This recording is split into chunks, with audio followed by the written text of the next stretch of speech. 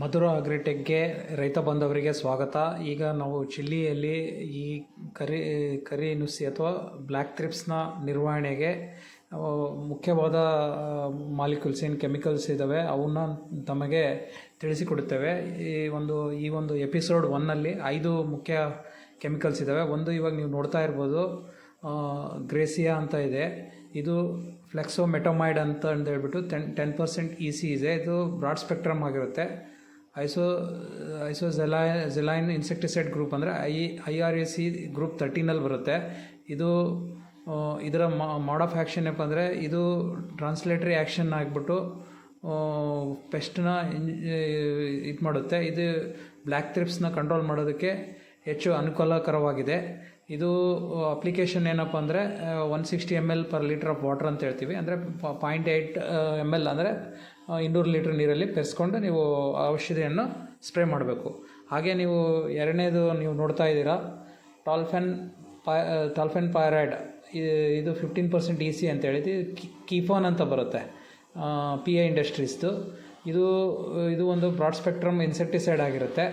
ಇದನ್ನು ಎಮಲ್ಸಬಲ್ ಕಾನ್ಸಂಟ್ರೇಟ್ ಲೆವೆಲ್ನಲ್ಲಿ ಇದೆ. ಇದು EC ಲೆವೆಲಲ್ಲಿ. ಇದು ನಿಮಗೆ ಮೈಟೋಕಾಂಡ್ರಿಯಲ್ ಎಲೆಕ್ಟ್ರಾನ್ ಟ್ರಾನ್ಸ್ಪೋರ್ಟ್ ಇನ್ಹಿಬಿಟರ್ ಅಂತ ಹೇಳ್ತೀವಿ. ಇದ್ರ ಮೇಲೆ ಪೆಸ್ಟ್ ಮೇಲೆ ಅಟ್ಯಾಕ್ ಮಾಡುತ್ತೆ. ಹಾಗೆ ಇದನ್ನು ನಾವು 2 to 2.5 ml per litre of ವಾಟರ್ನಲ್ಲಿ ಮಿಕ್ಸ್ ಮಾಡಿಬಿಟ್ಟು ಇದನ್ನು ಸ್ಪ್ರೇ ಮಾಡಬೇಕಾಗತ್ತೆ.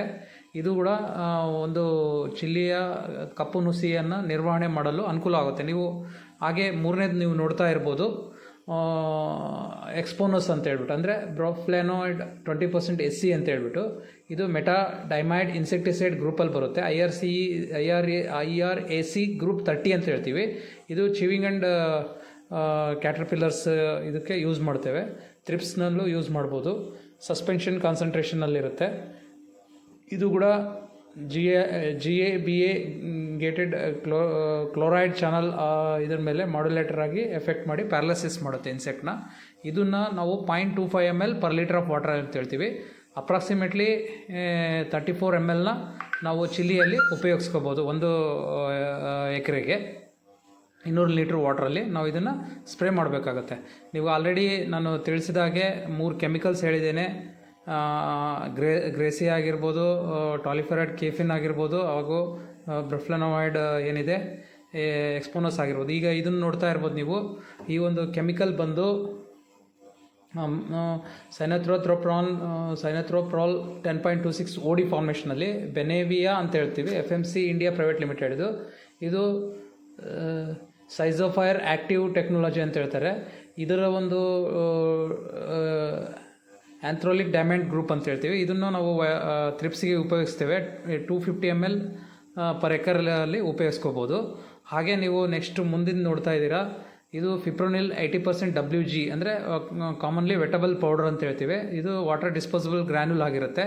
It is broad spectrum phenyl pyrazole insecticide group ಅಂತ ಹೇಳ್ತೀವಿ.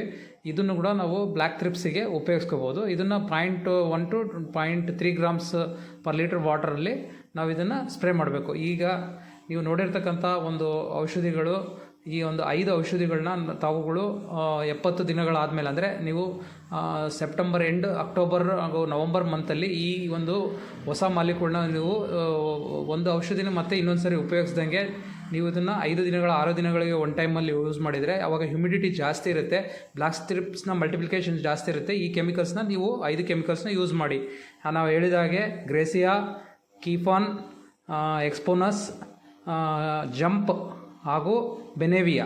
ಈಗಿನ ಹೆಚ್ಚಿನ ಮಾಹಿತಿಗಳನ್ನು ನಾವು ಎಪಿಸೋಡ್ 2ನಲ್ಲಿ ಕೊಡ್ತೇವೆ.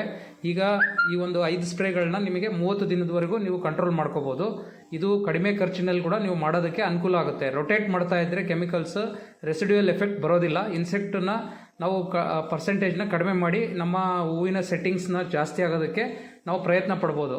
ಹಾಗಾಗಿ ನಮ್ಮ ರೈತ ಬಾಂಧವರಲ್ಲಿ ನಾವು ಕೇಳ್ಕೊಳೋದು, ಮಧುರ ಅಗ್ರಿಟೆಕ್ನ ಹೆಚ್ಚಿನ ಮಾಹಿತಿಗೆ ಸಂಪರ್ಕಿಸಿ. ಧನ್ಯವಾದ.